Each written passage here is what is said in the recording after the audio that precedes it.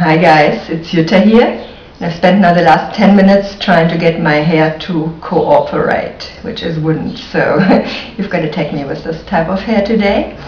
And I would like to talk about something that's been keeping me busy for the last couple of days especially.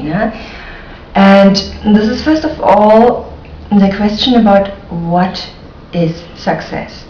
What does it mean to succeed? And this is something I think is quite personal. It's not something you can apply to everybody on the planet.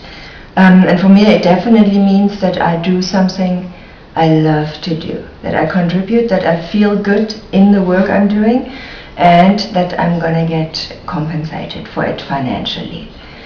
And thinking about this, it sounds pretty simple. It isn't much of it's not a big thing really. Doing something you love, getting money for it, why not? Can work really nicely. But the thing is, it doesn't work for a lot of us. And so the question I have is, why does it not work? What keeps us from making money doing what we love? And just out of my own life, what I realized, there were situations in my life where I desired something, and that desire was so strong that nothing stood in my way. It didn't matter that I was shy, it didn't matter that I have a phone phobia, it didn't matter that I can't sell, nothing mattered. I knew I wanted that, and that was especially when I wanted to come to Africa. It took me 2 weeks, and I organized 14 commissions for German magazines, despite never having written an article in my life before. But somehow I managed it, and in no time. And really, I came here with a lot of commissions. I could work here and live here for the first year comfortably. And it all happened in 2 weeks, and it happened because I knew I will do that. Whatever, nothing's going to stand in my way. And this is the type of desire you've got to have for things to really shift and for things to move. And then I've been thinking about, okay, I have a lot of desires. There's a lot of things I would really like, but they never get as strong as that coming to Africa desire was for me. And I think the reason they don't get so strong is because I do not allow them to get that strong. I become kind of pseudo-logical, and I say, okay, I have a nice life, and it's not that important if it doesn't happen. I also become kind of apologetic often about it, saying, okay, what am I actually complaining about? My life is great, and so on. But that's not the truth. The truth is that there's something within me that wants to come out. And what wants to come out is, in my opinion, it's God, it's creation, who wants to live herself out through me. And if I'm constantly blocking this, I won't feel good, and I won't feel fulfilled, and I won't feel excited, and I won't feel radiant and in my place. So I think this is really important that we realize that we have the desires for a reason, and that is nature or God or whatever you want to call that, or spirit, expressing itself through us. If you just look at nature, at the immense variety that exists in nature, there is no lack. There is a complete abundance of anything, from forms to color to whatever, to smells, to sounds. It's all fully abundant. And what you are, when you express who you are, you have to do it abundantly too, because otherwise it's not you. It's a kind of a cut down version, it's a little box you're in, it's not truly you. And I think we're all here to really express ourselves. Okay, so where did I want to go with that?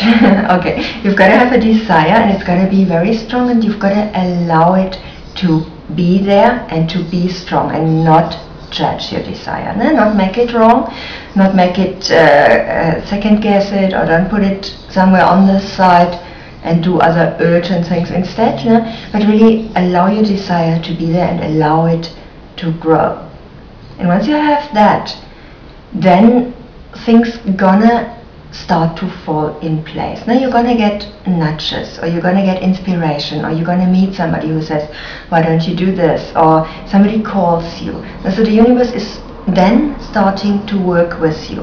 And then you just have to please also do it. You've got to pick up these clues, and you've got to follow these inspirations, and you've got to follow these nudges, because that is the easiest path then from your desire to the fulfillment of your desire. And that reminds me of this wonderful story. I can't remember where it comes from. I read it somewhere. It's that guy. He's he's a strong believer. He has a strong faith in God, in Jesus, and he lives in an area where there is a flood warning. And he tells everybody, okay, God's going to save me. I'm not going to perish in that flood. So all his neighbors, his family, they move away before the flood comes, and he stays. And then the flood comes, and his house starts getting flooded, and there's some police car driving by, and they say to him, listen, come, hop in, we drive you away, take a bag or something, it's going to get flooded here. And he says, oh no, don't worry, God's going to save me. Okay. Then the water rises, and then he's on his balcony, and the boat comes past, and the people say, listen, jump in, what are you sitting on your balcony for? The water is rising. And the guy says, oh no, God saves me. I stay here. I have full faith in God. Okay, he goes onto the roof, finally, because the water keeps on rising, and then there's a helicopter coming past.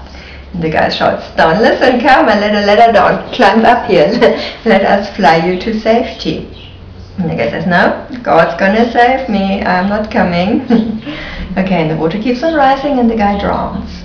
And then he is in heaven, and he meets God, and he is not a happy chap. He's rather upset.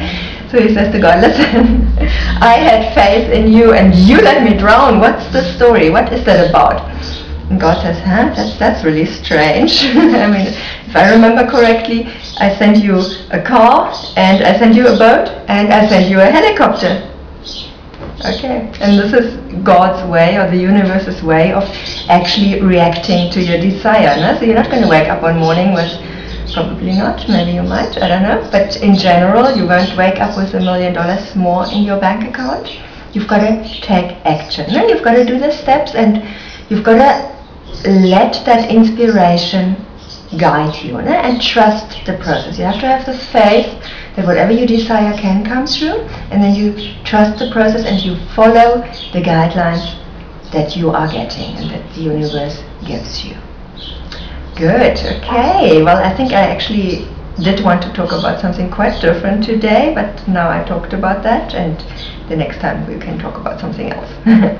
Alright guys, I wish you a beautiful week, and I see you again next week. Bye for now.